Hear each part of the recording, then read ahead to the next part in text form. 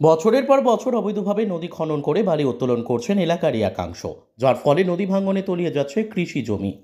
পার ভাঙতে ভাঙতে নদী চলে আসছে বসতি এলাকায়। নদী গভীর হয়ে যাওয়ায় কুয়ো এবং টিউবওয়েলের জলের লেভেল নিচে নেমে যাওয়ায় পানীয় জলের সংকট দেখা দিয়েছে নদী পার্শ্ববর্তী এলাকায়। কার্যত চোখে ঠুলি এঁটেছে প্রশাসন। এমনই অভিযোগ ময়নাগুড়ি ব্লকের মাধবডাঙ্গা ১ নম্বর গ্রাম পঞ্চায়েত এলাকার বাসিন্দাদের। তবে মাধবডাঙ্গা ১ নম্বর গ্রাম পঞ্চায়েত প্রধান তপি রায় অভিযোগ পেলে বিষয়টি খতিয়ে দেখার আশ্বাস দিয়েছেন।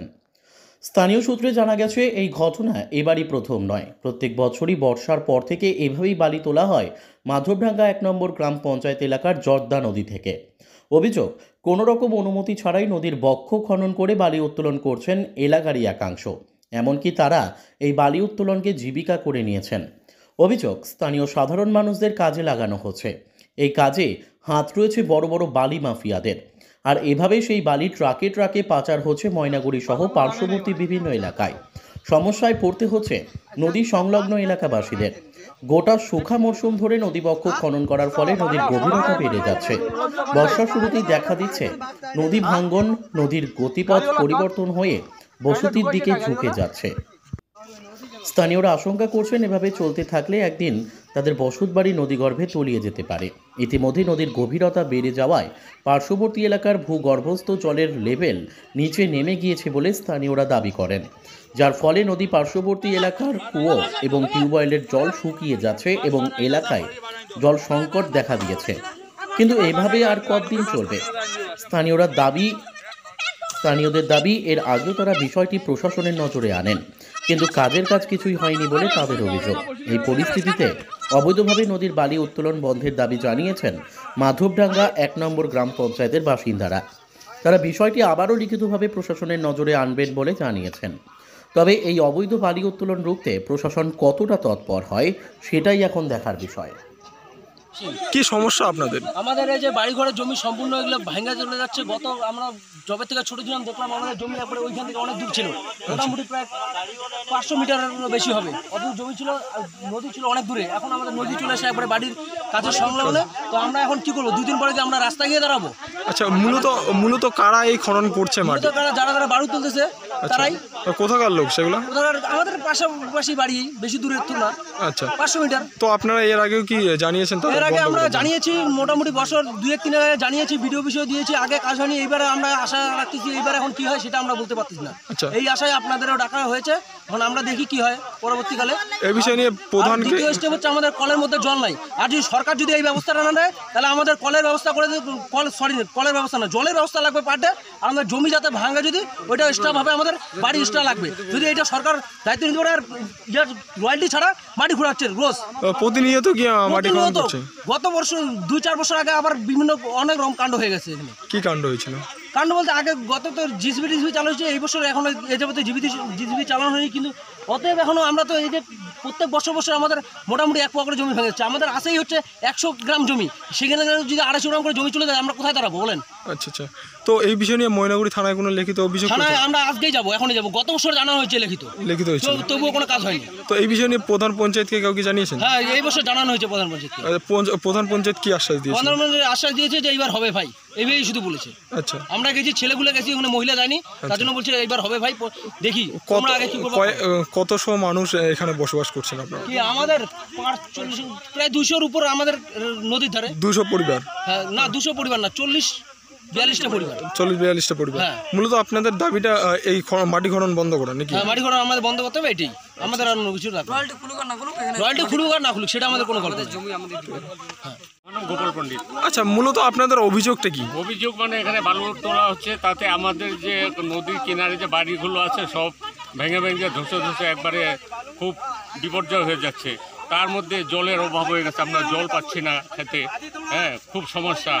যার জন্যই এখানে যারা বালু তুলছে তাদেরকে আমরা বারণ করতেছি, ভাই এইভাবে বালু তুলো না। কিন্তু ওরা বলতেছে যে না, এটা তো আমাদের রুজি রোজগার, আমাদের তো করতে হবে। তাহলে এখন এটা কি করা যায়? এটার জন্য কোনো প্রশাসনের কাছে গিয়ে কোনো সমাধান আমাদের নিতে হবে। তা না হলে আমরা তো এই যখন বর্ষার দিনে যখন জল অনেক বেড়ে যাবে তখন তো আমরা জলের তলে চলে যাব। এমনিতে বহু জায়গা জমি আমাদের চলে গেছে। আচ্ছা, মূলত কি কারা তুলছে এই মাটি? তুলছে এখানেরই অনেক শ্রমিকরা যারা নিজেরা বালু তুলে বিক্রি করতেছে। আচ্ছা আচ্ছা, এখন তাদের যে হেড অফ ডিপার্টমেন্ট কে আছে সেটা আমার ঠিক জানা নেই। আচ্ছা, এই বিষয় নিয়ে থানায় কোনো অভিযোগ করেছেন কি? না, কোনো অভিযোগ করা হয়নি। অভিযোগ করা হয়নি। তাহলে গ্রাম পঞ্চায়েত প্রধান তাদেরকে জানানো হচ্ছে, কিন্তু লিখিতভাবে অভিযোগ সবাই করছেন? একটা লিখিত করে আর সবার সই টই নিয়ে আমরা জায়গায় জায়গায় থানা, অঞ্চল অফিস, প্রধান অফিস বা বিডিও অফিস আমরা দেওয়ার একটা সিদ্ধান্ত নিয়েছি। আজকের মধ্যে কি যাবেন আপনারা? আজকেই যাব। আজকেই করবেন। এটা কোন জায়গা? এটা হচ্ছে মাধবডাঙ্গা 1। মাধবডাঙ্গা 1। আপনার নাম আরেকবার বলবেন। আমার নাম গোপাল পণ্ডিত। ধন্যবাদ। হেনা রায়। কোথায়, এটা কোন জায়গা? এটা হলো জলপেশ মোড়, নতুন পাড়া। নতুন পাড়া। আচ্ছা, মূলত আপনাদের অভিযোগটা কি? আমাদের এই যে বছর বছর এরকম মাটি খুঁড়ে আমাদের বাড়ি ঘরে মানে সম্পূর্ণ জায়গায় ভেঙে গেছে।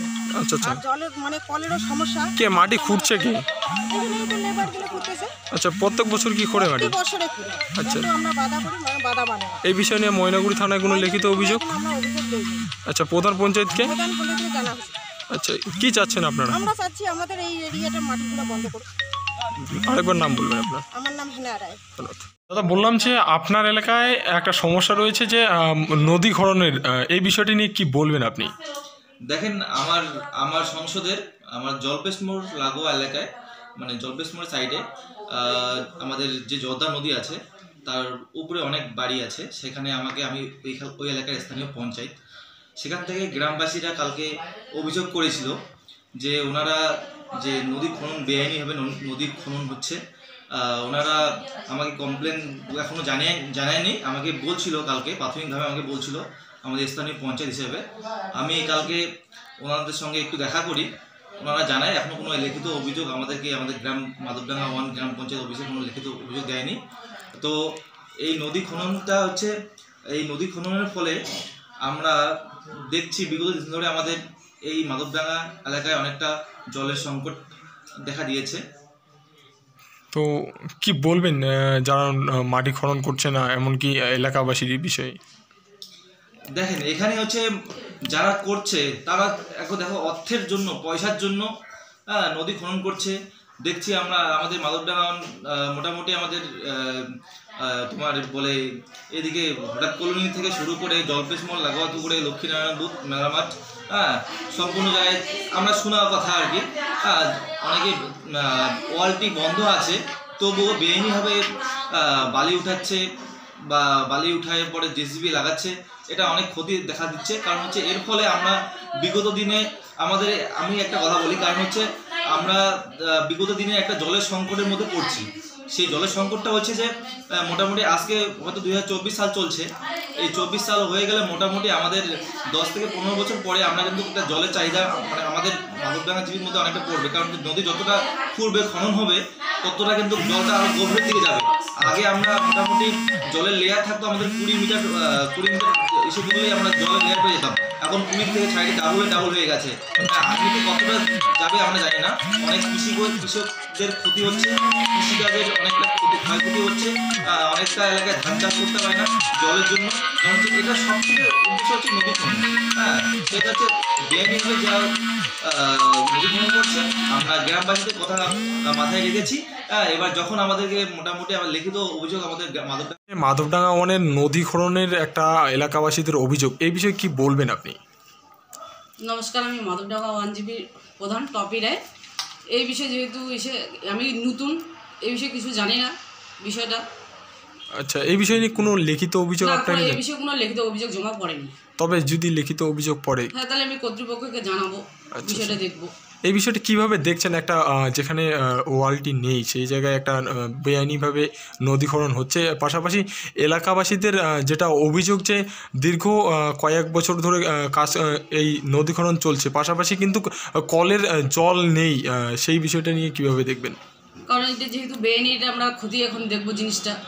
আচ্ছা, জানা নেই বিষয়টা, দেখবো, আমরা দেখার চেষ্টা করবো সঠিকভাবে। ঠিক আছে, তাহলে